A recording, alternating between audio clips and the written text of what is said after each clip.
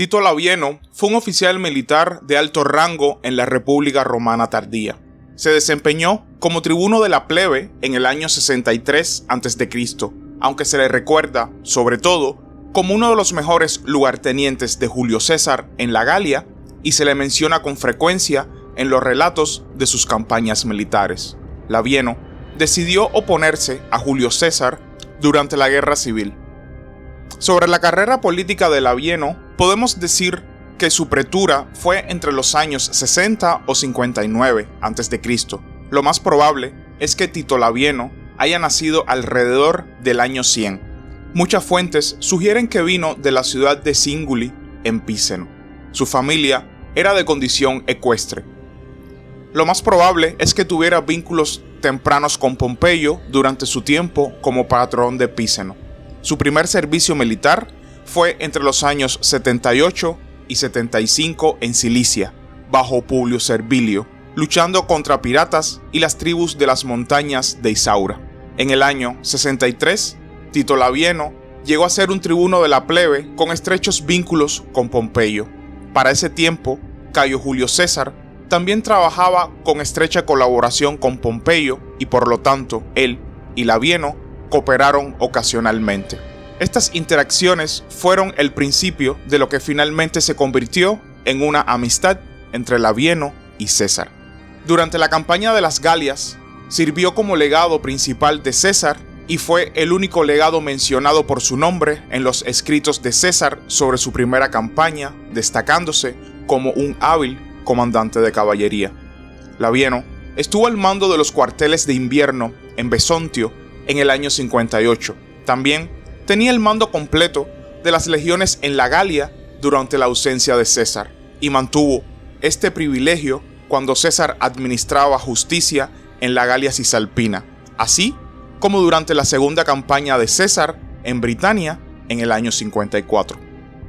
Una de sus acciones militares más conocidas ocurrió en el año 57 durante la campaña belga, en una batalla contra los atrebetes y los nervios cerca de Sabis. Labieno, al mando de las legiones novena y décima, derrotó a la fuerza de los atrebates y procedió a tomar el campamento enemigo.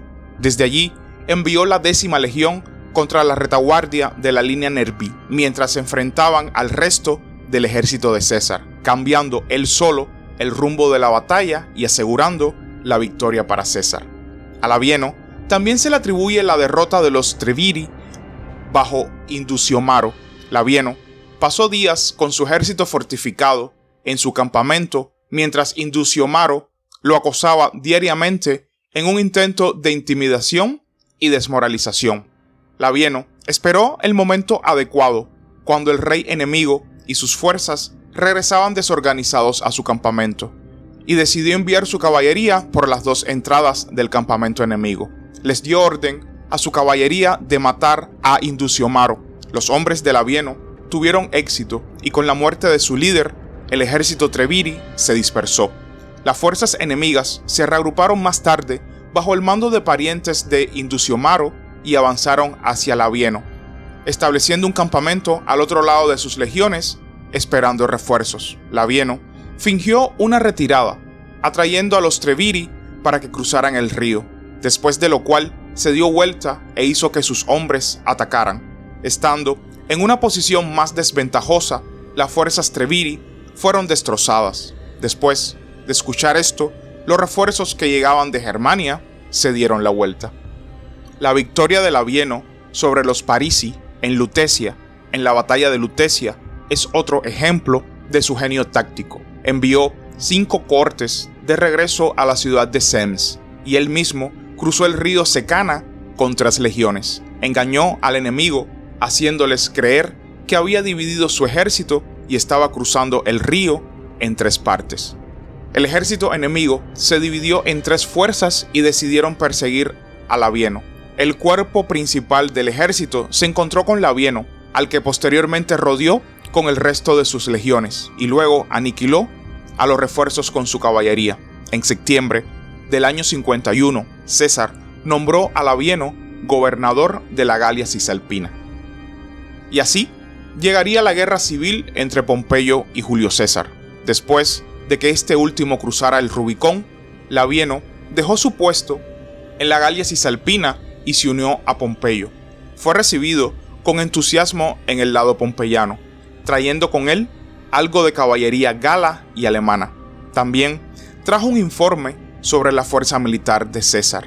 Pompeyo inmediatamente nombró a Labieno comandante de la caballería. Labieno, por su parte, intentó persuadir a Pompeyo para que se enfrentara a César en Italia y no se retirara a Hispania para reagruparse, insistiendo en que el ejército de César era escaso y estaba debilitado después de su campaña en la Galia. Tras la derrota en la batalla de Farsalia, huyó a Córcega y tras la muerte de Pompeyo a la provincia de África. Allí se ganó la confianza de los seguidores republicanos, mintiéndoles y diciéndoles que habían herido mortalmente a César en la batalla de Farsalia. En África logró, gracias principalmente a la superioridad numérica, una ligera victoria sobre César en la batalla de Rúspina en el año 46. Concentrando sus fuerzas en densas formaciones, engañó a César haciéndole creer que tenía menos soldados. Fue capaz de infiltrarse en la caballería de César rodeando a su ejército. Tras la derrota en la batalla de Taxo, en la que murieron Quinto Cecilio Mételo Escipión y Marco Porción Catón, huyó a Hispania y se unió a Pompeyo el Joven.